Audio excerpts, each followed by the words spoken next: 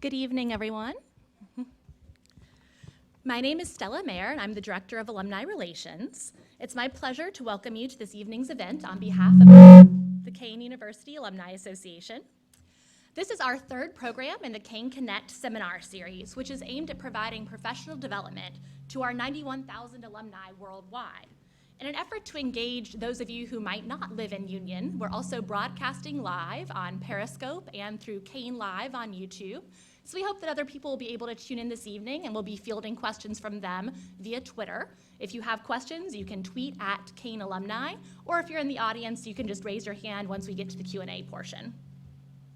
Kean Connect is the brainchild of our Alumni Leadership Initiative Committee, whose co-chairs are here tonight. So I'd just like to acknowledge Tim Marshall and Susanna Tavera.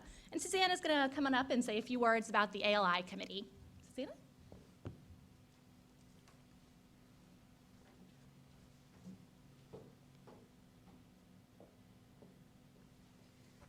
Hello, everyone. Thank you, Stella. I am Susanna Tavera. I'm one of the co-chairs of ALI, and I, along with Tim Marshall, want to welcome you tonight. Thank you for all coming. ALI is a committee of the Alumni Association. We are generally a little bit younger and diverse professionals that want to network and put out opportunities such as tonight's seminars. We did the mentoring program. So we're very excited tonight to have our panelists here. If anybody's interested in joining ALI, you can see either Tim or I or Stella or John, and we'll give you more information about it. It's a great program. It's great to network or just come out and give back to Kean. So I'd like to turn it over to Lawana, who is one of our chairs of one of our committees, our Kean Connect committee. Thank you. Hello, everyone. So tonight we have a couple or four experts about your personal brand, how to be your best marketing agent. So I'd like to introduce Tyrin Hammie. He's the VP of Human Resources at Prudential. Good morning, everyone. Good evening, everyone. That shows you how bad. By way of introduction, I graduated from Kean. I went to my undergrad here in management. My graduate degree, I graduated in 2011 in international business. I've spent the better part of 15 plus years working in various human resource functions. I started off in the staffing organization, worked my way more to a generalist type organization, have worked both internationally and domestically. And now, as you can see from the the headline there, I'm at Prudential working, supporting the CFO organization. So glad to be here. I think this is a great topic, and looking forward to having this conversation with you guys. Hi, I'm Craig Jackowski. I'm a proud Kean graduate, 1992. I have a management science degree with an emphasis in marketing. I've been with Verizon now for 24 years. I graduated Kean in September of 92, and I started working for, August of 1992, and I started working for Verizon in the very next month of 1992, and I've been there ever since. I've done many things at Verizon with a marketing degree. I started out, believe it or not, in customer service. I had a headset on my head for the first year or two of my career. I started out small in this very small company when this thing called cell phones was new, and not too many people had them. And a lot of the younger folks are looking at me like, when was that? But there was a time back in 92 where it was a luxury to have a cell phone or a smartphone. There were no smartphones. And that's Thank you. Thanks for dating us. No, I know. Sorry about that. Good evening, I'm Marina Townsend, 97 graduate. I see some DeFi sisters in the house. Thanks for coming out and supporting. I majored in history, kind of did a segue. I was going to be a teacher. Got my first job in New York City working for an advertising agency as an HR assistant, and my career grew from there. I've worked in retail, limited brands, Kate Spade, as well as Saks Fifth Avenue, and I'm with Viacom in numerous HR functions. I manage I'm talent acquisition partner for ad sales right now at Viacom, so I'm really happy to be here. Name's Ed Tadych. I went here from 98 to 2003 and majored in management science. This is where I found out what human resources is actually through one of my courses here. did an internship through here, was involved in the University Activities Board, student government, class president, director of public relations for the student government here. So really enjoyed my time here. I lived here for 5 years, 5.5. And currently I'm the director of human resources for a global shipping firm, Japanese owned. And I've worked in a whole bunch of industries within human resources capacity. Started out as a recruiting coordinator, HR coordinator, and kind of just worked through and have progressed, fortunately. So here I am, glad to see you, glad to talk with you. Thank you. So I'll start off with Tyrin. Give the first question to you. What is a personal brand? I mean, I think that's, it's a great question. I'll answer it in a couple of parts in how I think about your own personal brand. But why don't I first start with just, what I would view as the definition of a brand, period. And I would think of a brand as a promise. That's how companies view themselves. There's a promise that their product is going to deliver a certain level of consistency, quality that you can expect no matter where you go. So if you go, here in New Jersey and you get a cup of Starbucks coffee, you would expect the same consistent type of taste as you would if you were in California or you were in Michigan. Very similar, your own personal brand is a promise of what you're going to deliver to people, to companies, to organizations, to your academic world. What is it that you want to be known for? How do you want yourself to be viewed by people outside of just your own personal view of how you view yourself, but how do others view you?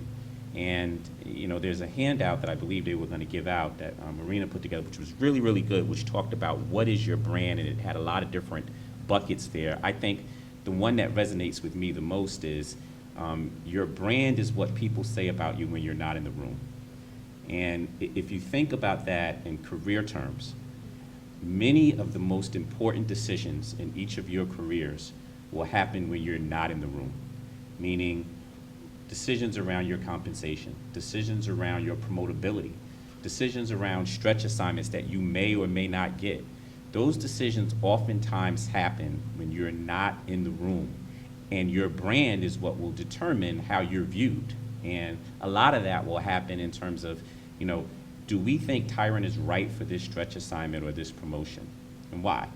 So who's your ally in that room when you're not there? Who believes in your brand and in your brand promise that they're going to put their own self on the line to say this is an opportunity and a chance that I think you should give to this individual? So that was a long kind of once around a track, but I did want to drive that home just because I think it's an important component of how you view your own careers and how you take charge of it. Because how you're viewed by others will play an important part in many opportunities that you get there. And certainly there's other people on the panel that think and have things to say about that, but that's my own personal kind of how I view it when I think about a personal brand. Yes, we'd like to direct the next question to Marina. So we got a little bit about what it is and why. What is your opinion on that? Why build a personal brand? I think it's important as you market yourself within, your career and wherever you want to end up being, if it's in healthcare, if it's in media, or it could be in technology. So it's really good to have a footprint of how you view yourself online, also within the industry itself, and also within the current company that you're at. So as you notice, the world is small. I think all four of us have some form of degree of I guess 6 degrees of separation here, that we all know somebody who knows somebody who knows somebody of you. So even though I may have, I look at, Craig, like he's friends with my sorority sister who I haven't seen in 20 years, but she knows me from back days at Kean, so he already has an idea of who I am. So again, that's type of branding that people have to start, thinking about, like, who am I when I go into an interview? You have to be true to yourself, you have to be authentic, and also realize that, people are going to have a frame of reference of you, even though you may not know that. So somebody's like, oh, I know Jen, she's so-and-so, and I used to work with her, she's really great. Or I know her, ooh, don't call her. Don't want to have anything to do with her. So you kind of have to see how you present yourself within various markets and also within various mediums. And by the way, my perception of Marina before I even met her is fantastic. Stop. But I think she brings up such an excellent point. With the advent of social media and other vehicles now, many assumptions are made about you before people actually meet you. I'm always surprised at how many people either come in for interviews or discuss, they just meet me for the first time. And they've already researched me on LinkedIn, they know my background, they know where I went to school. And then they may know people that know me, and they've asked those questions. I mean, Marina and I shared the fact that, she knows an individual who works with me at Prudential. So it's funny how, now there's this interconnectivity now that may not have existed prior to some of these social media platforms. And so now people can make assumptions about you before they ever meet you in person. That's part of your brand. That's so true. And also realizing that what you put out online, it's really ink, it's not pencil. So anything that you tweeted, anything that you put on Facebook, anything that's out there, people are going to be able to find that out about you. So just have that in the back of your mind when you're writing something, that somebody's going to have the opportunity to look that up and see, I don't know if that's suitable for our culture, or I'm not sure if that's somebody that I want to extend an offer to. So again, these are extreme cases, but just keep that top of mind, and just, when you type anything, it's really ink, it's not pencil, and then you can't hit delete. Yeah, and just in a general sense, not even about, professional world, but also about that as well. I hire a lot of people, and what I'm looking for when I talk to somebody isn't always their qualifications. It's really important, but it's fit, and it's your presence, and can you get a point across? Can I feel you? Can I get a sense of what you're all about? Well, if you don't know your personal brand, if you don't know who you are, and do that little bit of, kind of looking within and figuring out what you're all about, then you're not going to be able to consistently kind of have a brand. And it's not hard to do, and we'll talk about that more, I'm sure. But having that presence and having that kind of mindful approach to yourself helps you kind of project what you want to project outwards. Well, Ed, I'll let you continue on that. What are some of the common mistakes that people make? Yeah, there's a hold on, a little cheat sheet here. People think that like a brand, they think like Nike, they think like the new hot stuff, right, or whatever. They want to be bold. They think you have to grab people's attention all the time. You might be an introvert, and you might be really, really smart, or really good at one thing and not as good as another thing. You want to highlight those attributes. You want to figure out what works for you. What's your niche in this world? What's your purpose? All that sort of stuff. You don't have to be bold. You don't have to be a celebrity. It's not all about that. You don't have to be flashy. You don't have to impress. You don't have to be marketing yourself all the time, trying to win every conversation with big vocab, flashy clothes or anything like that. Another misconception is don't overthink it. It's just you. Your brand is you. It's really that simple. You've been in your head your whole life. You know yourself. You just have to give pause, reflect for a minute, think about what's my brand all about, and you're pretty much good. And then it's just working on consistency and how you want to reflect that in your day-to-day, professionally and personally. Well Craig. said. Good. What would you say are the top three, what are the top three things that are most critical to successful branding? Wow, top three things for critical branding. There's probably a top 10. So Okay. thank you for only asking me for three. I think I'd start with perception. The word perception comes up a lot when you talk about personal branding. And your first thought is, you're thinking, what do people think of it? It's really what you're thinking people's perception is what others perceive of you. So what are you projecting? And you guys had some great points, so the different ways that you could project your personal brand. It could be how you present yourself in meetings, how you present yourself in class. What are you posting on social media? What are those things you're working on? Those are the things. Those are things that allow others to perceive you in a certain way. So I'd say perception is one. I think number two is consistency. So your brand is only as good as how you keep it up. So are you being consistent with those things that you want others to think about you? Do you want them to know you as a kind, hardworking, somebody who's on time all the time? Is you somebody who shows up for meetings sometimes, but not others? Are you somebody who's positive on social media sometimes, but not others? So I think consistency is important, and I probably add as a third, evolution. So an evolution of your personal brand. Every one of you have already, and every one of us has or will, evolve in our careers and our personal lives.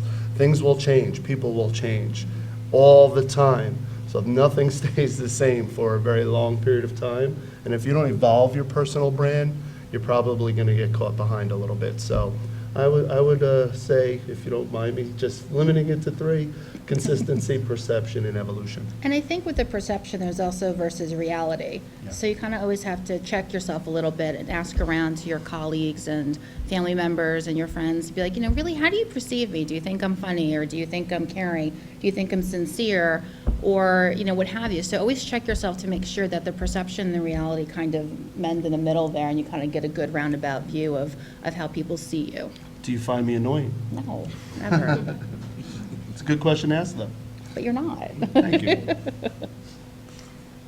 So Tyrin, who would you consider to be a good example of personal branding, and why? Are you talking about people that are known nationally, or are you saying? What would you prefer? Why don't I just, I can take it in, why don't I just take it in general terms? Okay. I think the people that I've seen that have the best brand are individuals that get opportunities that may not necessarily have been afforded to them otherwise. So when I think of, my own personal career, many of my best opportunities, the reason why I'm at the company I'm at now, is through individuals that I've known, that I've worked with, and that had a view of me that was positive versus negative, that has helped me to get into many of the opportunities that I have. That means that my brand spoke more for me than actually individuals just actually working with me or knowing me. It was more that, this is someone I think you need to give a chance and give an opportunity, and we're willing to go to bat for me, which I think is very important. But just to kind of go a little bit off that question a little bit, because something that Greg said just stuck with me, which was the evolution. I like the other 2 points too, but the evolution one was really, really a good one, and just had me thinking while I was up here. He's right on the money about your brand needing to change and to adjust. Very early in my career, and for a good portion of my career, I was known as someone that got things done.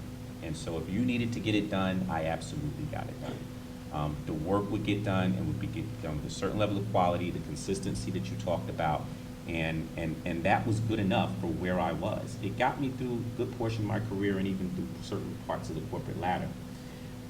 But then, to get to those next ranks of the corporate ladder, I had to change my brand, in the sense that getting stuff done was good for where I was, but if I wanted to get to the next level, they were looking for other things. Is he strategic?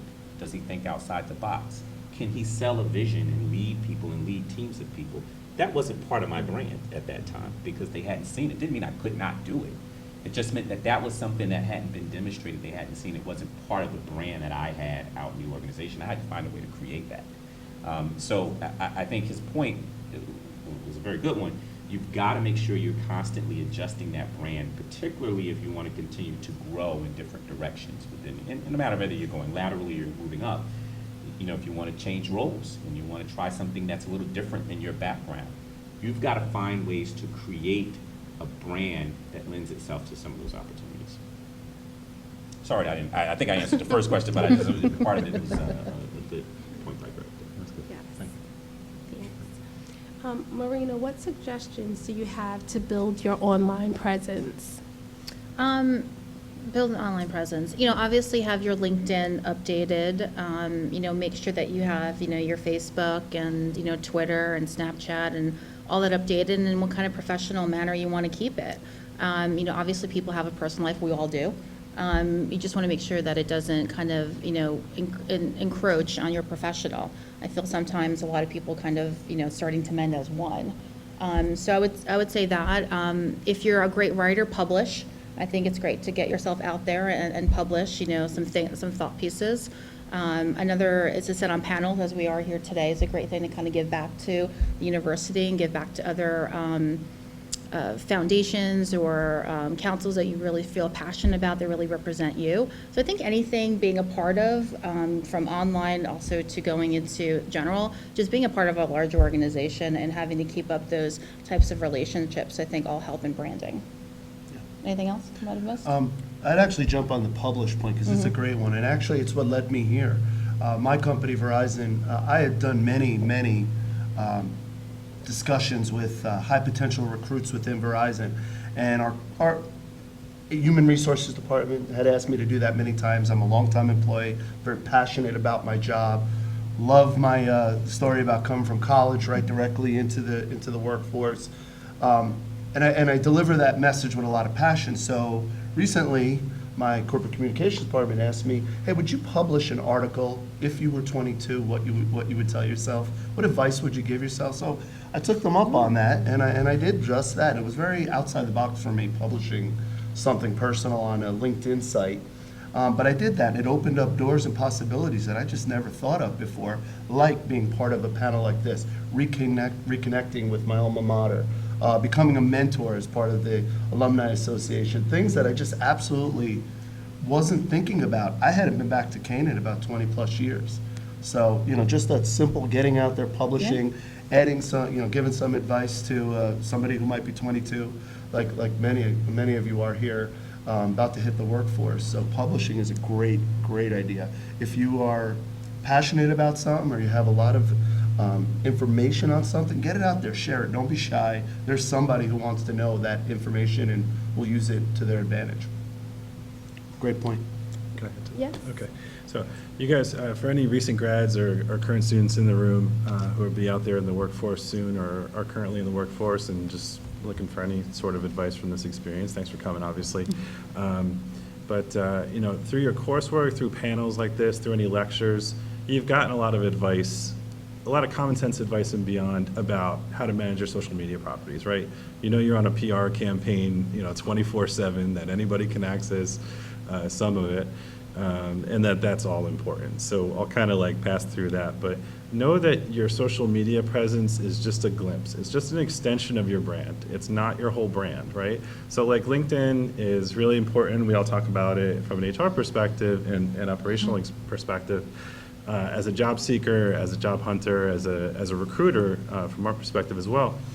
But there's practically no expression that really happens on LinkedIn. Your whole personality isn't necessarily going to shine through wholeheartedly on LinkedIn. LinkedIn's LinkedIn, right? It's your resume on a website and networking and some other components and other stuff like that. Tinder's Tinder, right? Keep them separate, okay? Know what you're doing on each one. Lock down your security settings, all that sort of stuff. I don't connect with any of my coworkers on social media except for LinkedIn, because LinkedIn's LinkedIn. But Facebook, I've got my stories and all my stuff that I like, Don't want you to know about it, coworkers. We'll talk about what I choose to talk with you about. That's a great point. I'll give you the piece of me that I want you to have of me, and that's really important. Twitter's really hard to handle, right? Because it's either you have a private, protected account, so you're tweeting to the closet space of your 20 followers, or you're public, public. And people who make hiring decisions do look at social media. We don't ask you for your passwords. That was a weird phase 10 years ago when they were doing that. But we look just to make sure we kind of know what we're getting, what you're putting out there, what your brand might be, what your brand extension online is. I'm sorry, I have to, it's such an important point nowadays. So a lot of us wear many different hats, not only are we students or in business, but I'm a dad, and I've got 2 teenage sons, and I'm constantly talking to them, and yeah, I'm a stalker on their social media, and I'm watching what they're doing, and there's a common phenomenon out nowadays, the retweeting or the sharing of others' posts, and the perception, well, that's not my post, that was somebody else's post, or that was somebody else's tweet, not my tweet. And sometimes they're maybe not appropriate or completely inconsistent with your personal brand. And it's incredibly important that you realize that just because you retweeted somebody else's maybe questionable content, that's a reflection of your personal brand, and it's critically important that you don't do those things. And that's the advice I give my children, and I don't see why that wouldn't apply in business or in school or anything else. If somebody sent something out that's funny or maybe thought-provoking, but it's not consistent with your thinking or something that you would say or post, don't do it. Chuckle, move on, but keep it off of your personal brand. That's a great point. I have a cautionary tale about that. Everybody's familiar with Pokemon this past spring. I'm sure you guys have read in the paper about the Pokemon guy who broke up his girlfriend. I don't think you remember that. Like Pokemon, he was out somewhere and his girlfriend was following him, and then all of a sudden, she found out he was cheating on her. Long story short, he was on my team. It got picked up by the New York Post, got picked up, overseas.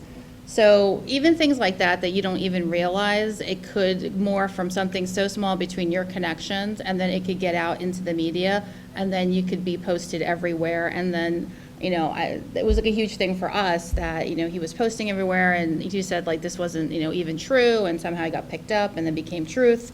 And then it really, hindered him to move forward, and he obviously, left our company and accepted a new position, and then that company turned him down. So those have consequences. So even though you may thinking about, oh, this is like really funny and it's like so fun that you get like 10,000 hits on your Twitter account or Facebook, this really could manifest itself into something different where we could be laughing at it, but at the same time, this could really hurt your chances for a new job or a promotion and so forth. So just gotta keep that top of mind.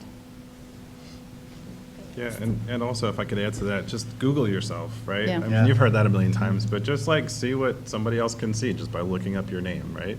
And if there's something out there that's published about you by somebody privately, try to contact that person, the webmaster, the content poster, whoever it might be, and try to get that stuff off the internet. You might not be successful, but you can at least try, right? Because that's really important. I mean, people do look at your name, for sure. And I think you also have to have, when you connect with people live, I think you also have to have a sense of, who you are. And I look at myself as, I'm representing Viacom, so I want everybody to have a great experience with me. So I think that kind of goes a long way to maybe you'll, turn on the TV and watch, MTV tonight, or you'll go on and watch VH1. I think it's an extension of your brand and who you represent. So you kind of always keep that top of mind as well. So whoever, calls me, picks up the phone and I'm like, I answer it. You want to be gracious on the phone. You want to be helpful. You want to connect with them because you do represent yourself as a brand and also the company that's paying you, that's providing you a livelihood. So I think that goes a long way. And I was in retail, when I had to turn down, candidates for a job, I still wanted them to feel good to come back into the store and shop because we all have to look at the bottom line, and you want everybody to have a good experience no matter what, if you're turning down a candidate or if you're turning down, a position, you want to be able to at least have them have a good sense of this brand when they walk away from, so they don't feel like, oh, I can't go there again, or I had a horrible experience, and they tell their friends, and that's kind of how it grows from a branding perspective, so. Ed, how and when did you discover the importance of personal branding? Yeah, that's a good question. I think personal branding is like it's like a buzz phrase, not to downplay the critical importance of personal branding and being in touch with who you are, what you're putting out there. I think there's different points in life where it just becomes evident that I gotta kind of figure out how I'm gonna conduct myself. Like one of those eye-opening experiences is when you're like really preparing for your first interviews and that sort of thing. It's like people can ask you, you can look up online common interview questions and stuff like that, but people will eventually ask you a question that's like right at the core of you that wasn't on that little list that you found online, and you gotta have an answer to it, and you gotta speak from the heart. That's what people wanna know about you. Who are you? What are you about? So I think an experience that kind of made me realize the importance of that is, especially as I've progressed in my career, is that interviews are different. Sometimes they're just over a cup of coffee. Sometimes it's just very informal or at a restaurant or something like that. But people really want to get the essence of you, and you gotta tap into that. Okay. Craig, what one action, decision, or choice has had the biggest impact in the growth of your personal brand? One, okay. Yes. One big decision or action. Mm-hmm. Not sure I've ever thought of that, but I would say, there's one part of my personal brand that I've been told by others and that I feel strongly about. Maybe it's the way I was raised, maybe it's just who I am. It's just loyalty. So, I'm married to my high school sweetheart. You heard that I'm with the same company for 24 years. I have the same friends that have been my best friends, many of them since kindergarten, and the rest of them who were from high school. So loyalty is a big part of my brand. I've carried that over in business, not just staying with the same company, but I spent a good amount of time over 24 years in each of my respective positions. Maybe in the earlier years, there was a lot more movement because you work your way up the proverbial ladder. But loyalty has always been a big part of my brand. I don't know that it was a conscious decision or if it was just subconsciously what I wanted my brand to represent. And that served me well because anybody I've ever worked for or with, they know that they have that in me. So, you know, Tyrin said something like, every job I've ever had, people knew I'd get it done. Consistency was, I have that too, I believe, or at least I hope I do. Again, perception is what others are thinking of you, but loyalty is another. So I would say that's one conscious decision that I have and will continue to always keep as part of my personal brand. Great question, thank you. Yes. You have to, you want to answer? No, I didn't want to Oh. answer, but, you know, but I did want to just touch on, in terms of perception, which is one of the things. I don't know if you haven't done this in your career yet, at some point you probably will go through what they call 360 feedback. It is the most terrifying thing that you ever want to go through. It's so interesting to see, and this is when, you know, individuals, your peers, your managers, your clients, all are interviewed about you. And they'll spend a half hour, 45 minutes. Typically, an executive coach or someone else will do this. And they'll gather information, and they'll pull out, you know, what do you think are Tyron's strengths? What do you think is his weaknesses? What could he do better at? What could he do differently?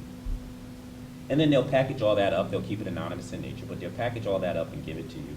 And to see how you are perceived versus how you view yourself is a very interesting process to go through. But that shows you what you may think your brand is, but then in reality, how people are actually receiving you. It's a you know, a dynamic process to go through. So. And Tyron, I know from going through it myself, your first reaction to some of it is, that's not true. That's absolutely right. That can't be true, that's not who I am. It And- will be defensive. Yeah. And then you wake up and you realize, again, it's what others are perceiving, and you gotta figure out why they're perceiving you that way and evolve. That's And right. Figure out what that next step is to change that perception. That's exactly right, and it's part of your overall growth. And so at some point, it's a tough process to go to, but at some point you'll understand the value of it because you realize that, okay, maybe I didn't think I was giving that off, but for whatever reason, that's part of my brand that's out there, and I want to adjust that, I want to change that, or maybe you're happy with it. That's a personal decision, but it's a process through which you see how others are perceiving you. Next question is for you. I just took I one, know, so I I know, didn't- but you keep going. What is the best way to open up a conversation with someone that I don't know, but I want to make, I guess, a connection or genuine connection? You know, I think that's sometimes, that's a skill set that you certainly have to develop. And there's a lot of ways to go through that. So you may find someone on some of these social media sites or something similar that you want to meet. And you're trying to figure out ways to connect with them electronically versus in person. If it's in your company, it may take a little bit more action on your part because now you're at either a networking function, you see this person in the elevator, you see this, you know that you're in similar meetings with this person, or you know someone that knows this individual, and now you've got to take that step to start a conversation and to try and build something. I have people all the time that will invite me out. Tyron, I'm interested in your particular area. Can we just grab coffee? I've always taken those meetings, and the reason I do that is because when I've done that very early in my career, people always took those meetings for me. I feel like that's part of me just giving back. But it also shows a certain level of confidence, and you know, it's not necessarily aggression, but it's a certain level of confidence that the individual has to reach out to those individuals and start to kind of develop relationships. I would encourage you, if there are people that you want to meet, people that you want to connect with, reach out to those individuals. I find people are usually receptive to that. And then it's a matter of understanding that, well, how do I drive this relationship? Because it shouldn't be inherent upon them to reach out to you necessarily.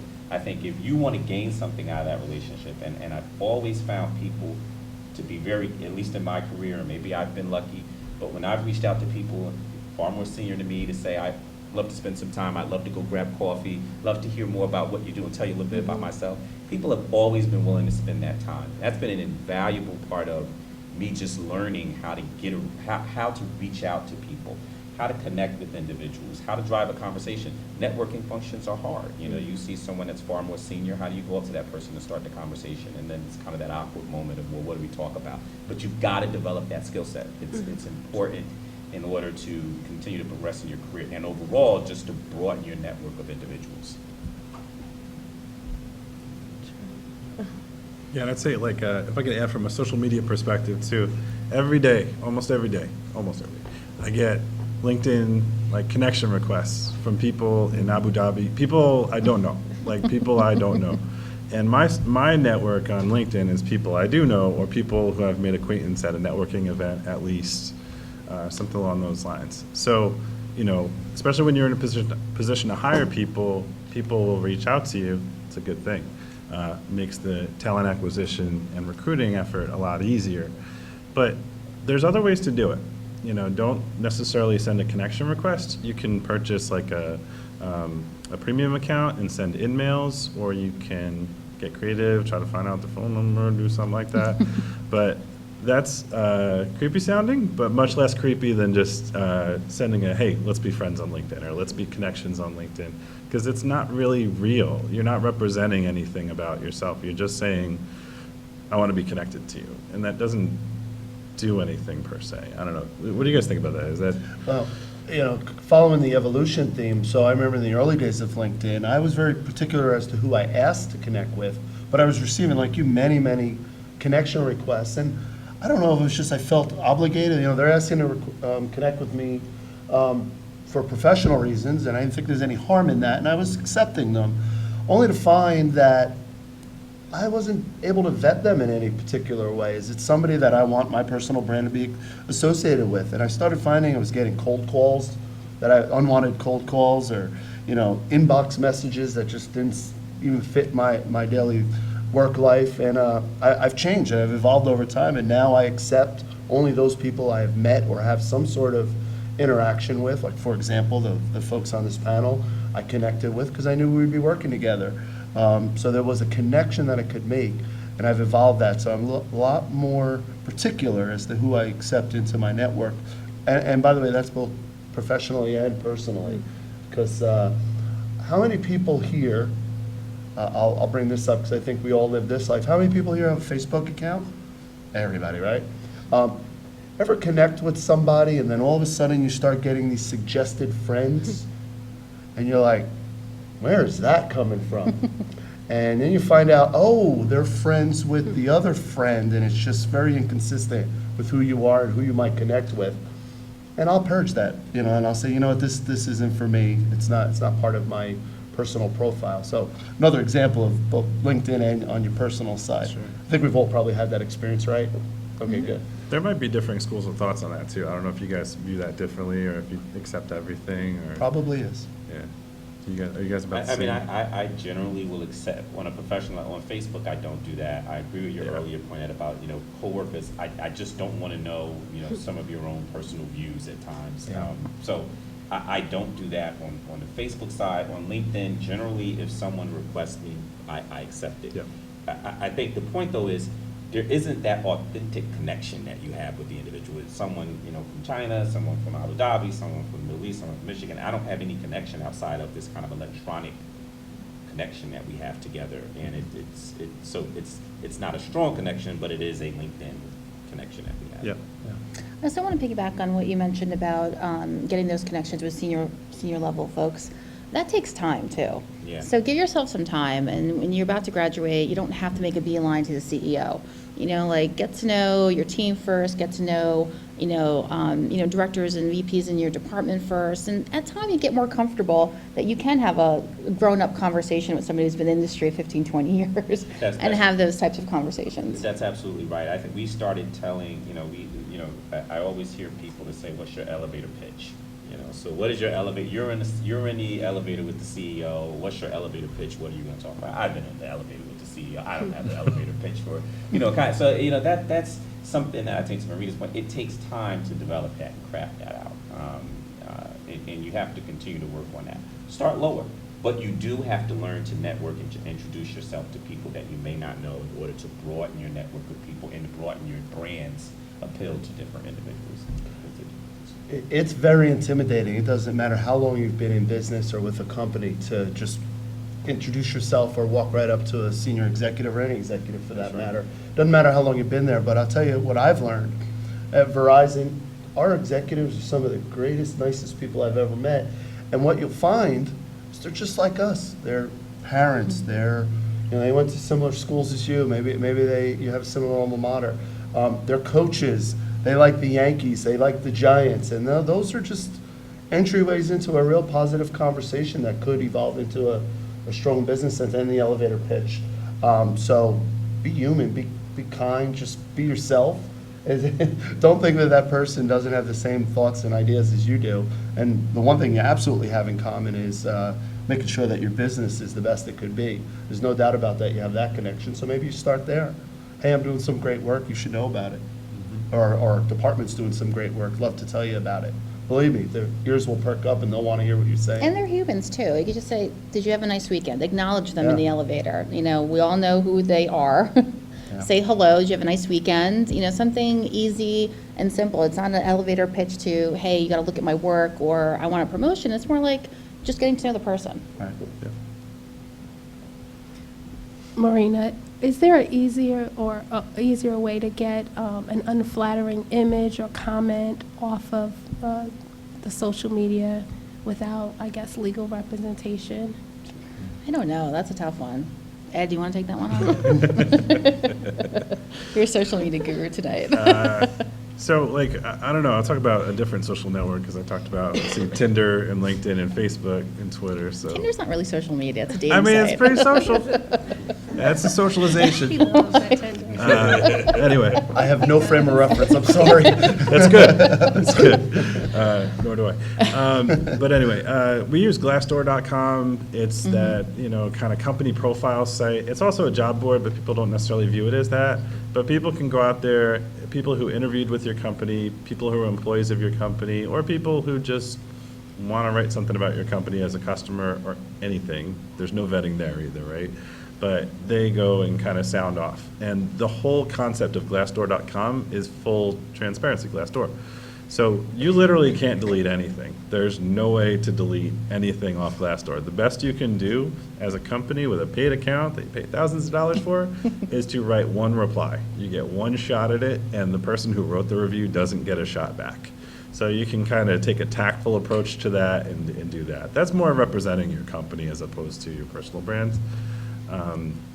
I don't know the answer to your question about legal ramifications and how you could, delete that sort of thing. I You mean, probably just want to stay low, and, if you've had a goof up and, everybody's going to have one in their lifetime, just, toss it up too.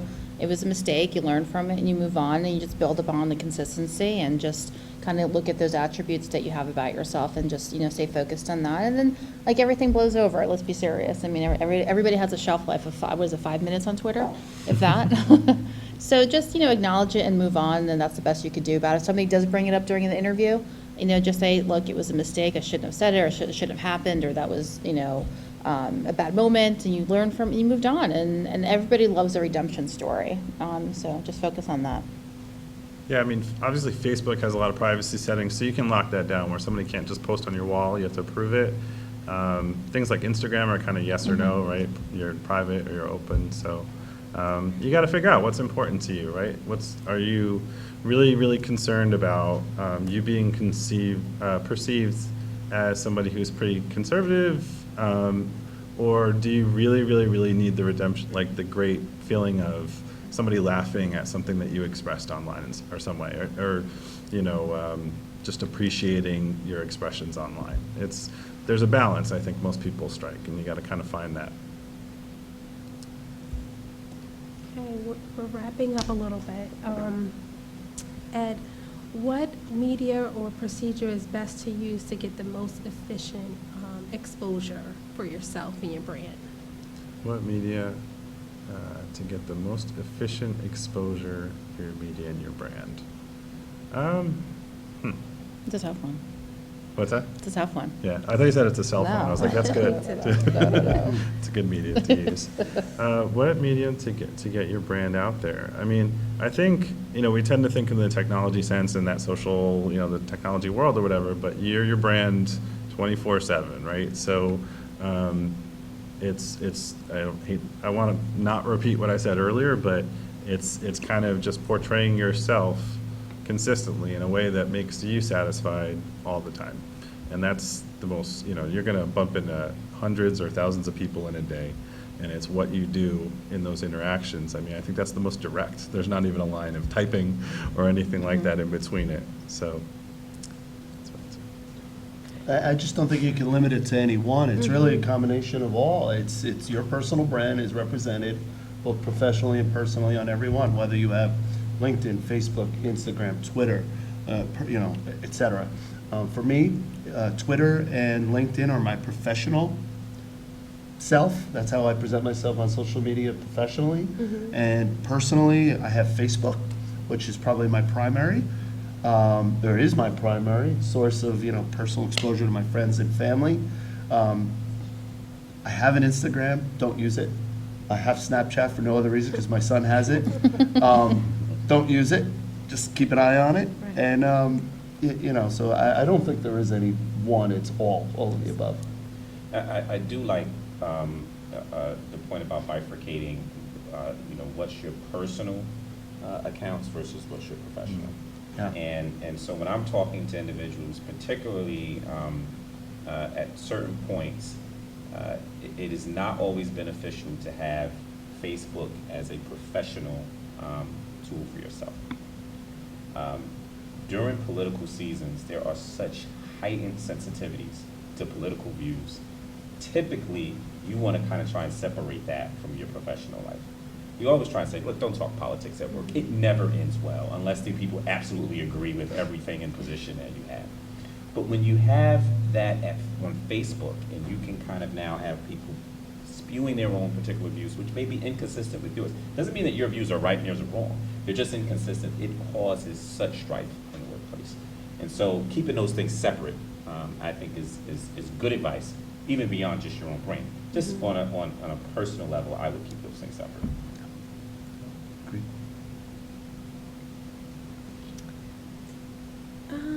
We're running short on time. 5 minutes, okay. So one of the other questions is for Tyrin, what is a good way to remain memorable to someone in case they have an opportunity? I would keep in touch. I would keep in touch with individuals. I mean, sometimes, I still have interactions with people I've worked with. At previous jobs, I've worked at a couple of different places. We stay in contact. I think, you can certainly be out of sight, out of mind if you don't find a way to stay in contact with people. Quite frankly, if people have a good perception of you and perception of what your brand is, they will remember that. But there are ways in which you can at least just connect, even if it's just a quick email out or just something to connect with individuals to keep them in top of mind. You may not always get to see people. I mean, people are in different areas. A lot of people I know still work in New York City. I used to work there at one time. I'm not there frequently. So it's hard to connect. But you can still find ways electronically to connect with individuals, even if you're not in the same geographical area, just to make sure they're aware. And then there's all these social platforms that allow us to do that too, like LinkedIn and other things. And I don't know if other people have different opinions on how to stay connected to people, but you never know when things can come back around to really benefit you. I worked fresh out of college at a company named Lucent Technologies years ago, which used to be a part of AT&T, and it was one of the companies that we just, we thought we were great. We would stay at Lucent forever, and it was going to be this great company. That happened, it just kind of, it took a downturn. But when I came to Prudential, it was because of someone that I knew at Prudential, at Lucent, that I worked with 12 years prior.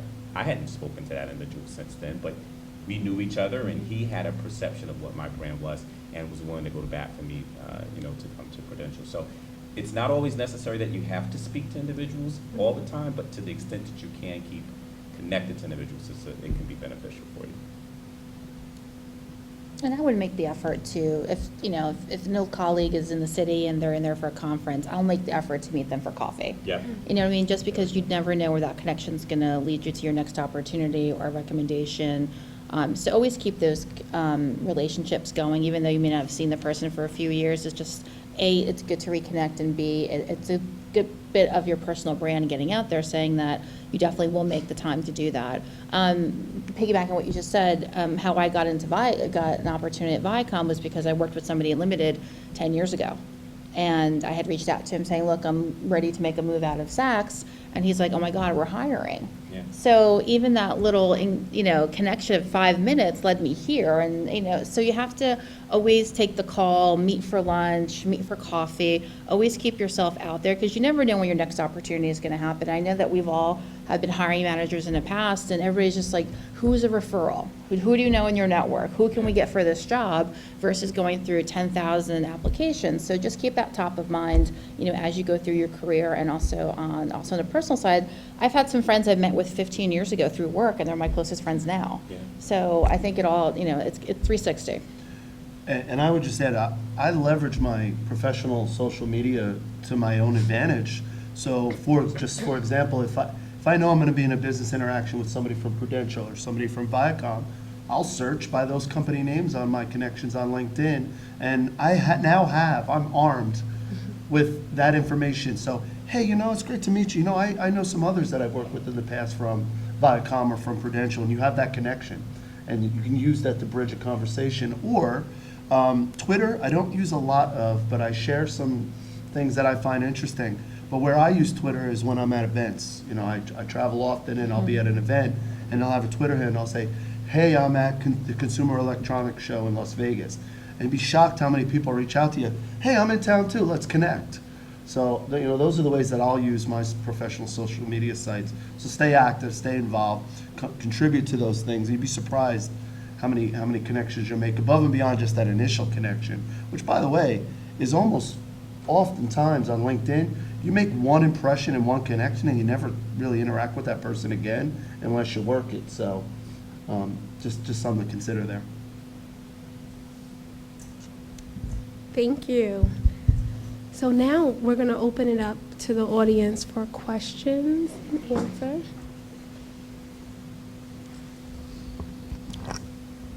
We have a question. We have a number of people that are joining us online, so thank you to everyone who's watching at home. And we'll give you the first question from the internet. Shabazz Hyder, class of 2015, is looking to move from life insurance sales into human resources. What advice would you have to give him on how to make that career change and network properly? Well, I got the guy from Prudential to my right and the HR executive to my left, so I'm going to defer to those guys if you don't mind. Start that one. Sure. Just I'd say join a professional organization such as Society for Human Resources Management, SHRM, as we call it. It's like as a student or recent grad, I think it's like $75 a year, and there's local chapter meetings. So there's like a Central Jersey one and North Jersey one, South Jersey / Philly, and a Jersey Shore chapter. And there's probably some other ones in state and in surrounding states. And there's literally like 70 to 150 HR people there. You're in a banquet hall, kind of stuffy setting, right? But you're pitted right next to real HR people, just talking, sitting at a workshop, learning about HR things or whatever, putting yourself out there. Usually they do some form of introduction at the top of the meeting. So it's a great way to show initiative. Really the only people that are there are human resources professionals, people who work for benefits brokers that are trying to sell stuff, which there'll be like 2 people there. People who are about to graduate school and are looking for an internship or an opportunity for an entry-level career choice. And you, recent grad who's in that same kind of boat. So, you got a good voice there, you rep your brand there, bring your resume, make some contacts and get some business cards and stuff like that. Go to a couple of them. You'll be pleasantly surprised, I think. I mean, there's also organizations that you can join, that have these meetings, just even beyond SHRM, that will allow you. I think SHRM is great because it's certainly steeped in HR discipline. The The certification courses are good too, because in those instances, you're going to be in a classroom setting with other individuals who are in HR. But there is, in New York, a National Association of African Americans in HR. Well, that's a great chance if you're an African American and happen to work in HR to go and bond in those areas. What I would suggest also is, I think he said he was in life insurance sales, is to think about, how I would think about it is, what are some of the transferable skills that I can take from my life insurance sales background and transition that into an HR career? What are some of the things I think are important that I could use to sell myself as being someone that can transition into HR? And realize that you may start, at a very junior level in very, specified areas. I think we all started one way or another in staffing or staffing associates and different things like that. It may be administrative in nature, but at least it gets you exposed to the HR discipline, and then you find ways to move around.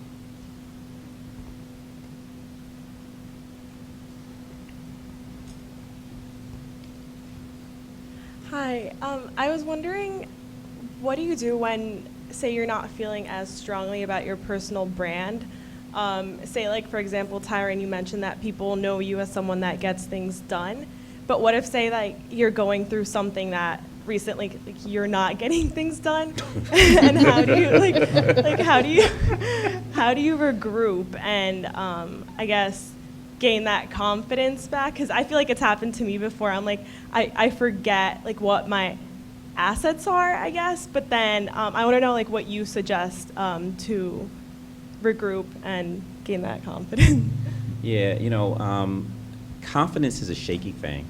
And if and when you lose it, it can be difficult to get back. But you've got to find a way to gain that confidence back and realize, here are the things that I think are my strengths, and I want to play to them.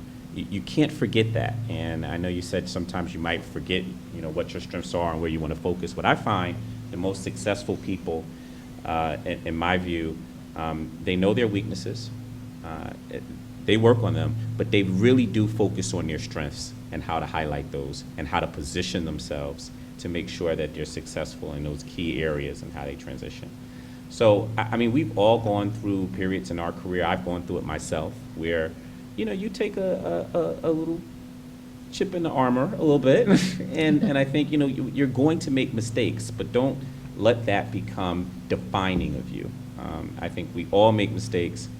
The most important thing is that, one, you can learn from that mistake, but two, what's really been impressive for me when I've dealt with individuals is the ability to get back up after those mistakes. A lot of people can't. But if you want to be successful, you're going to have to be able to, one, get back up from your mistakes, and at times, just as I shared earlier, you're going to have to reinvent yourself, because, as I said, the brand for me was Tyron's great at getting things done. He's great at some of the tactical things. Things will work out well. You're going to get a quality product. But as I wanted to move in my career, there were other things that individuals would look to say, is this someone that we think we can promote in our organization to be someone a little bit more strategic, high-level visionary, whatever the keywords you want to use at that point.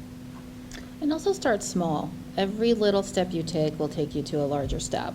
So even though your confidence could be low, just, if it's right now to get a job, make 5 phone calls today, or look at 5 different opportunities. Just start small and build on that, so your confidence will, start to increase with each step that you take. So, it's going to be a long road, but you got to start somewhere, and, starting small and building on that gets you to where you need to be. It was a great question, and I would add, comfort and complacency are your enemy. And it might be an odd statement. Why wouldn't I want to be comfortable? And why, if I'm doing a good job, I just stay that way. Why not? It's very easy, and maybe many of my panel members here would share the same idea.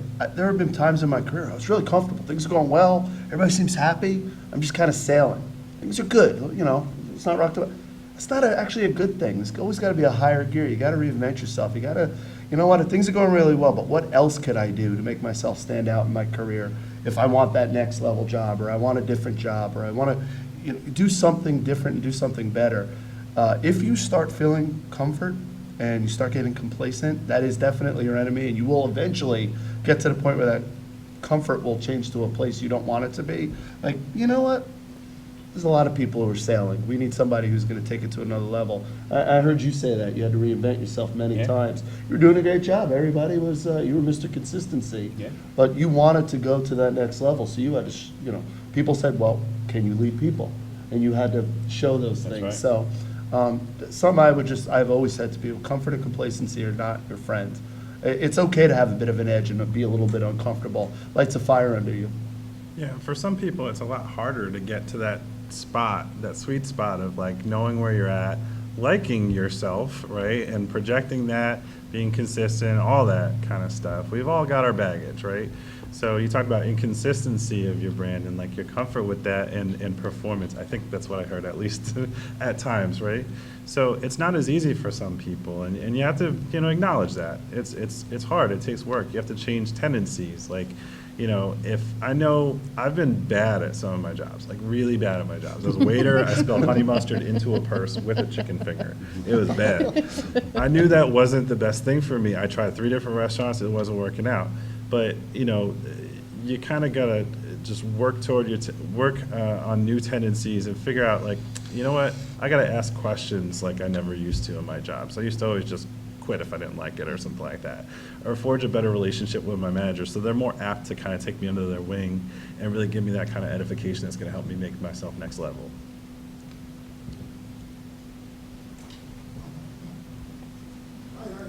Hey. I have a question. How do you let people know there's many facets to your brand? My brand is that I'm energetic and fun. I feel like there's going to be a point, and I bet there is a point where people meet me, it's like, oh, you're really nice, you're smart, you're energetic. But beyond that, I know I'm very energetic, hyper, and like a clown. And I feel like to me that's going to stop me because it gets me the creative stuff. When we go past that into a more business aspect, it kind of holds me back. So how do you let people know, like, this is who I am, but there's another facet to it. There's something beyond what you see. Because it also helps me because I'm first go talk to someone, first shake hand, I'm really kind of like you by speaking to this guy. But I feel like there's going to be a point where that doesn't always work, where actually they have to kind of sit down. So how do you show people there's many different facets to your brand? Great question. So just if you didn't hear the question, for the folks on the web, how do you show people other facets of your personal brand other than what's obvious? And you and I have a lot in common. I also like to have fun, and I inject humor into a lot of things. Makes me comfortable, and I like to make others comfortable around me. But there's a switch. There's a time where you got to turn that off, and you got to get down to business and get serious. I would equate it to we all had parents who you knew how to act in certain situations. You acted differently at the kitchen table than you did in church or at grandma's house, or, there was a way to act at certain places, and you had to turn things on and off. And I don't think that's any different in business. There is a certain way to act when you're presenting yourself publicly, when you're presenting yourself to an individual at work, or in any scenario, quite frankly. There's a time to engage people, make them feel comfortable, be yourself, be smart and engaging and fun and humorous. And then let's get down to business. And, you could go back to humor when it's appropriate, but I do think you have to pick your spots there. There are certain facets, like to your point, certain facets of your brand that are always there, and they should always be there, but then there are certain parts of your brand where you turn on and off. I'd like to think of as tools in a toolbox. What tools do you have in your brand that you can pick and choose when you need them? And it's knowing your audience, so just being Yeah. mindful of who you're speaking with, and, if they're a little bit more serious, you could start off a little bit more friendly, but then kind of go into what's great about you. If it's about, you're in a creative, are you in the creative industry, or? I'm not going to business creator, but I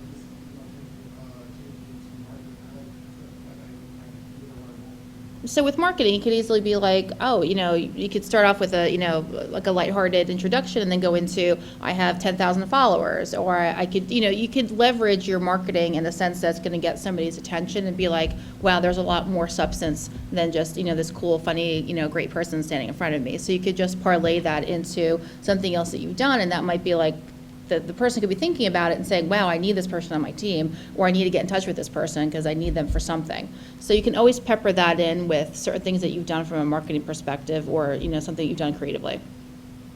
Yeah, I like when I first started my career, I was all about just trying to prove that I'm credible, because, people see you and they go, okay, millennial, you're this, you're that, you're whatever, right? You're, all these preconceived things, and they put all their labels that they're going to put on you. But you want to prove yourself that, you're just like anybody else in the office, or better than, or whatever, at whatever you're going to choose to do.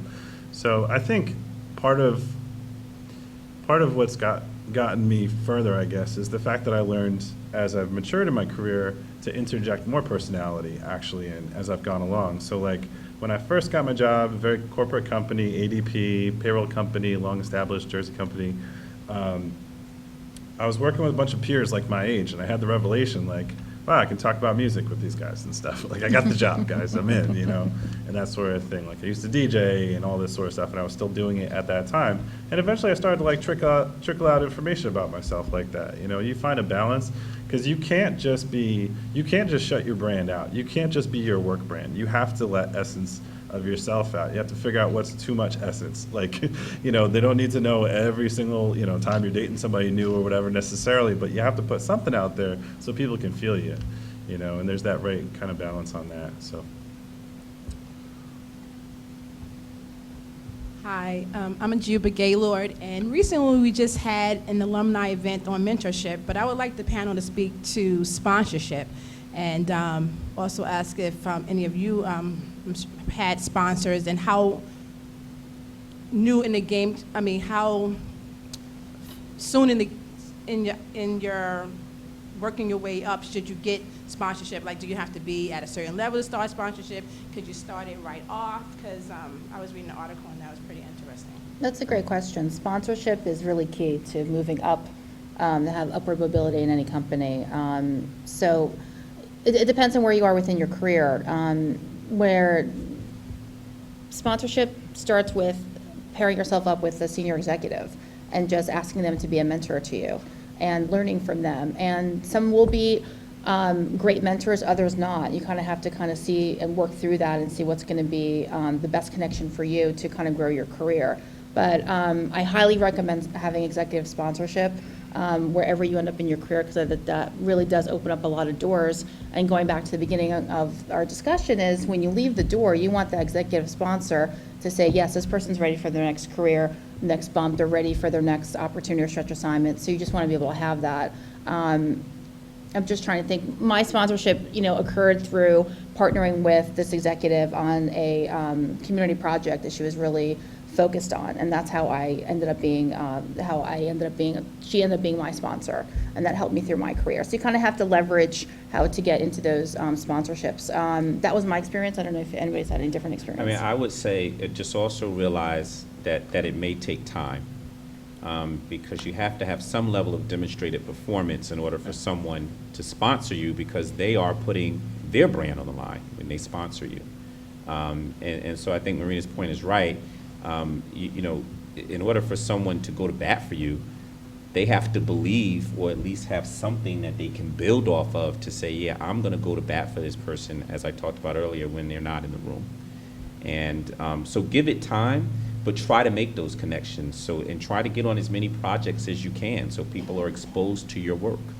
You know, sometimes people always, you know, get into, okay, I'm so, you know, backed up in this work, I don't want to take on anything extra or new. Sometimes you've got to stretch yourself a little bit. And sometimes it may be uncomfortable, but you need to get yourself exposed to additional people so that they can sponsor you in those rooms.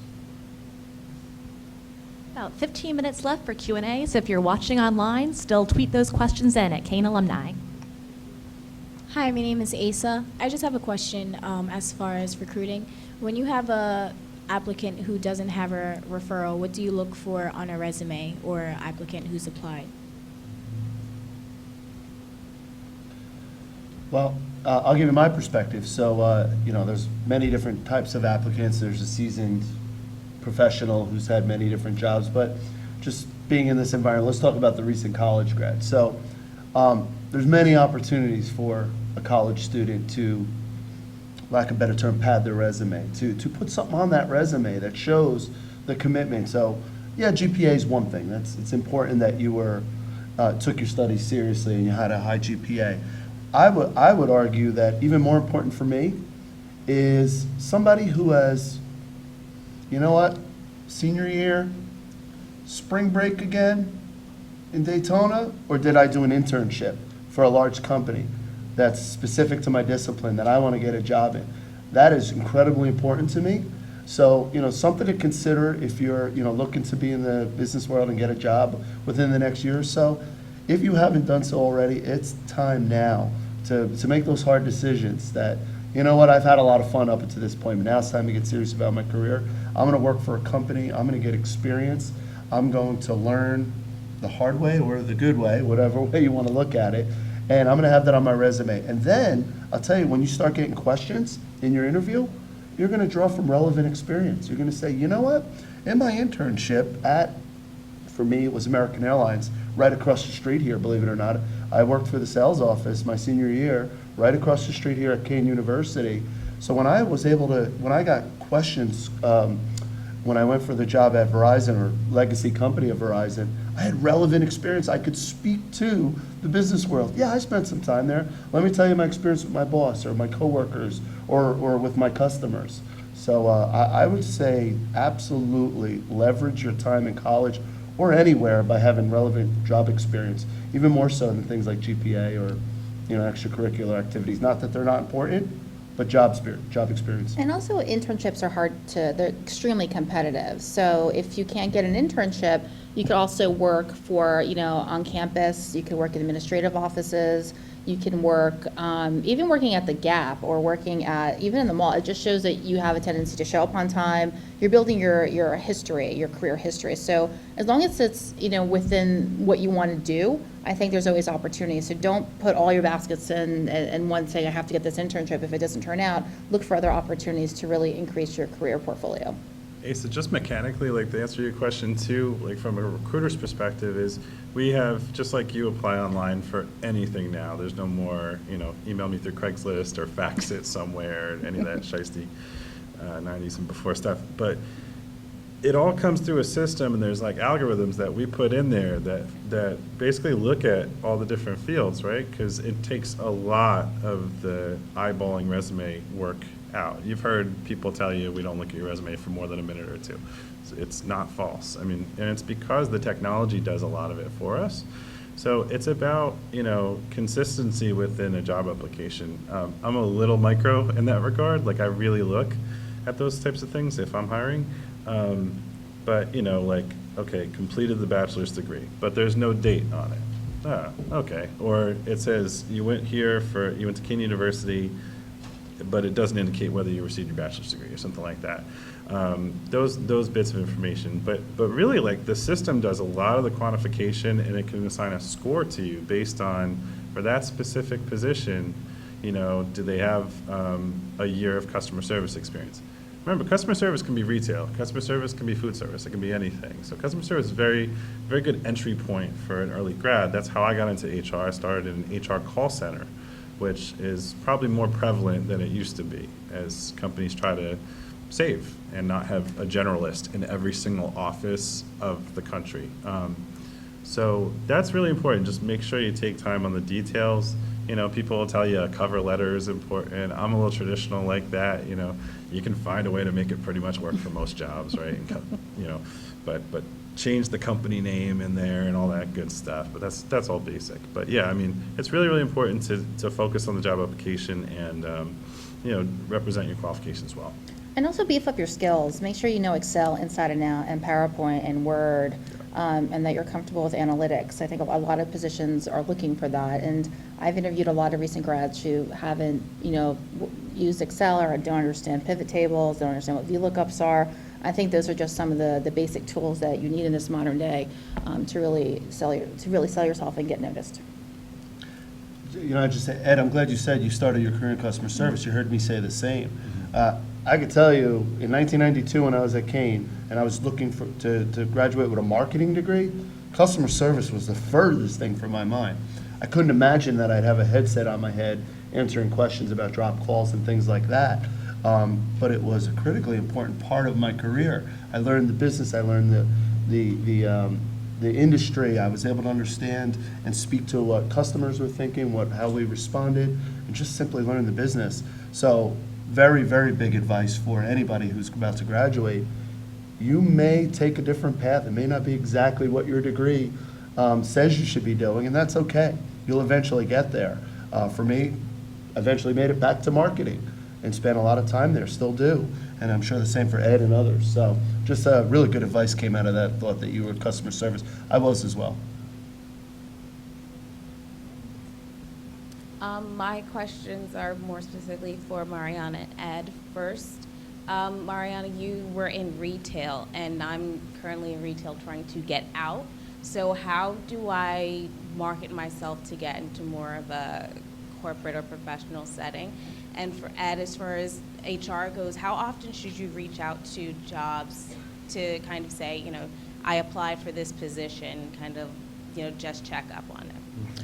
Well, yeah, I think it's a great question. And with retail, definitely connect with your DMM, or do you work within the store, or? Yes. Okay. So just really get to know your store manager, really be that number one person for them, and that's really how you kind of end up getting into a corporate position, is really proving yourself to your store manager. That store manager will say, you know, this person's amazing, you got to look at it from a, you know, your DMM's going to say that, and then eventually you can end up in a corporate position. You have to put the time in for that. If you're looking to get into merchandising or go into planning into more of a corporate position, you may have to look into, you know, what type of skill sets are they looking for. So I need to be more analytical. So it's great that you understand the store process, you understand store operations, but you also need to understand the analytical part of it. So kind of beef up your skills on that front too, understanding like Excel, VLOOKUPs, pivot tables. So it's really, you know, specific to where you are. But I think you should always have your resume updated at a moment's notice. Somebody could reach out to you and say, do you have an updated resume? No recruiter wants to hear, I'll give it to you in 5 days, because 5 days I'm going to find five other candidates. So make sure your resume is up to date. Make sure that you constantly reaching out to recruiters, you're reaching out to, you're applying for positions, and just make sure that, you know, it's where you want to be. I know that we talked a lot about, you know, starting your career off in one way, ending it somewhere else, but don't spend too much time doing something you don't love. So don't spend 5 years in customer service if your passion is to really get into marketing. So use that as an opportunity to leverage that into your next job. So maybe spend 2 years in customer service and be like, how can I move into marketing or go into event marketing? So you want to be able to leverage and keep moving forward. And again, complacency and being comfortable, sometimes you end up being in that job for 5 years, and you're like, how did I end up here? And you know, you lost some skill sets. So constantly be pushing yourself and making sure that you love what you do, and stay top of mind of that.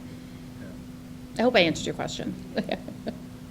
Retail can be really tough, right? So if you want to get even from like a store level to a district level or to a regional level or whatever the model might be within the organization that you work in, you're probably thinking outside of retail as well, or are you're okay, so you're trying to kind of break out to it. Retail gives you a lot of skills that you don't even necessarily realize that you have. Like, you're dealing with difficult people, probably at times, a lot of times. And that's a skill that a lot of people don't really have honed down, and how to turn a negative interaction into a positive. So, you know, that is one of the most marketable qualities that you can have, not just in customer service positions, but just in like general business, is getting the service aspect. Like, virtually all companies now want to market themselves as a service organization. You know, we provide great service to our customers or to our clients. We provide each other world-class service. We interact with a service orientation. We get back to people and all that sort of stuff. So it's a really great selling point for yourself as far as marketing goes. You asked another question, though, about, you know, what's too often to follow up. I'll tell you, I had a hard time finding a job out of school. I had an internship in the city that, you know, I thought was going to really work for me. I think it did eventually, but it took a while. I mean, I graduated here in 13. No, I didn't. 2003. But I can pretend. So, you know, it was a tough job market then. Everybody thinks the job market is really tough when they're coming out of school, and they're right. It is, especially if you're, you know, just among like what sets me apart or whatever. But following up, applying like hell, you know, all that is good stuff. I mean, nobody's going to knock you for reaching out too often. And it's kind of hard to get contact information for recruiters nowadays because we hide behind the applicant tracking system. But, you know, by all means, reach out, show that tenacity. You know, you get recognized for it. And also be prepared. If you're going in for an interview, prepare, get to know the company you're at, do some research. Just really, you know, be prepared for any type of question, and, you know, don't leave it to single word answers. You know, like, we need to get to know you as a person. Are you going to be able to fit within the culture and within the team, and do you have the right skill set? And even if you have 3 of the 4 things, is that enough for you to move on to the next level? So always just keep yourself, you know, updated on, like practicing the questions. If somebody's gonna ask you a question, just practice your response. So you get comfortable with that. So it's not the first time you're hearing something and you're like, wow, I didn't do too well in that interview. Just practice always makes best. So always just keep top of mind of the questions that, recruiters are gonna ask you. Really do your homework, really understand the position, the job description you read over, get there early. And just, dress appropriately. I think those are some of the key things that, come into play. I would agree with that. I think practicing for an interview is such a critical step. And how I would think about it if you're trying to move from retail into a corporate type role is, what skill sets have I developed in retail? How does that transfer into this position, as Marina said, after you've read through the position and the description, and find ways to practice your answers to that. I just interviewed a young lady that came from retail. She's doing an internship at our company. And I was asking her questions, and I was asking her about feedback. When did she get feedback that she really didn't enjoy, and how did she react to it? And she had an interesting answer. She said she's very much so an introverted person. And so the feedback that her sales manager was giving her was she's not greeting the customer, she's not doing enough sales, she's not really doing that frequently enough as part of their expectation. And she just went through the story of how she then transitioned and evolved herself, even though it wasn't in her comfort zone, to become more outgoing, to talk to customers, how she got into sales. And it told me a couple things about her. One, she was receptive to feedback. That's something that's transferable no matter where you go, because you're going to get feedback in your career. Two, she didn't let that down her. She was willing to come out of her comfort zone and do something that she wasn't terribly comfortable with, but she was willing to try it in order to get better. And so that told me a lot more about her as the person versus her HR skills and background, which was limited. So just think about ways in which you can take skill sets you've gathered in a retail environment and then transition those into things that you can use in a corporate environment. My name's David Montari. I happened to go for an interview today, and one question that came up in the interview was what kind of weaknesses that I have as an individual. And it so happens that recruiters or interviewers love this kind of question. But in terms of branding, how would you answer such a question? Because, I've not gone to an interview and nobody doesn't ask that question. I don't like that question. It's such a overused, Yeah, it's overabused overused question. question. It's really If you didn't hear it, Yeah. it's how do you answer the question, what are your weaknesses? And believe me, we've all heard, I try too hard. Right. Yeah. I'm an overachiever. And my advice is, if you're asked the question, and I do think a lot fewer people nowadays ask that question, but if you are asked that question, you hopefully have asked that question of yourself long before you got in the room with somebody. You were prepared for it. I would say honesty.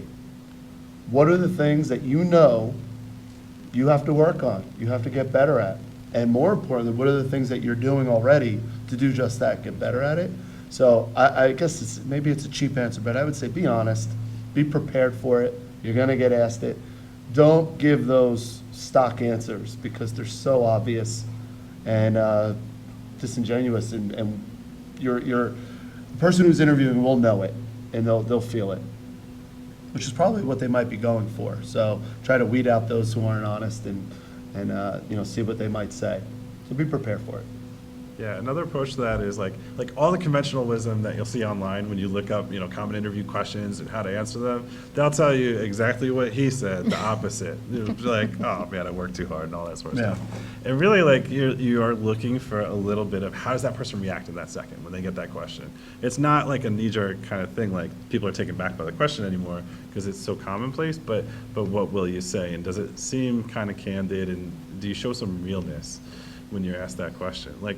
But one thing that you can do is I have some positions on my team where not all HR people are analytical. Some people are really good at talking to people when they have an employee problem and figuring out, what's really going on, doing the investigation, making everybody feel really good at the end of it, or interpreting policies, all that sort of stuff.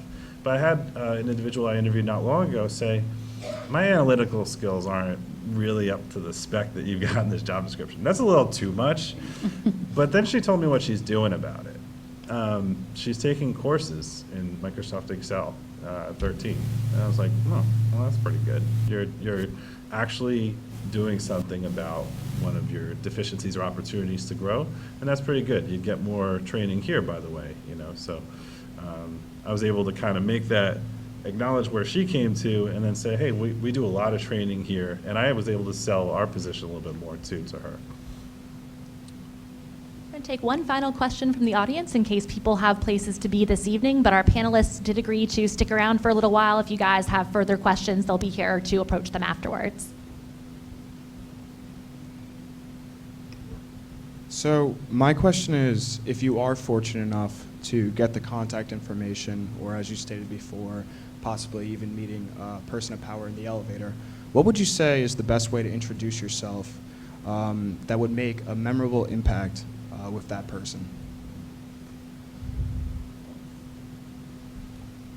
Well, okay, I'll start. I think a level of confidence. If it's a direct interaction, just that confidence level, which I don't know how you could measure that other than There has to be a line of confidence, not a over. line of confidence. Very good point. Not Very- overconfident, Very Will. good point. If you're confident in yourself and in your abilities, and you're comfortable in your own skin, to just meet somebody and tell them who you are and what you do and why you may be appropriate for either a job or the next job. That for me is one of the more powerful things. Somebody who's comfortable in their own skin, who makes me comfortable around them. There's a lot of different interactions in any given day. There's those that make you feel comfortable when you don't even have to do anything, you just go with the flow. And then there's the other group of people where you feel an obligation to make them feel comfortable. So I definitely think I would start. There's many ways to answer that question, but I do think you should have a strong sense of comfort level and confidence in yourself and your abilities.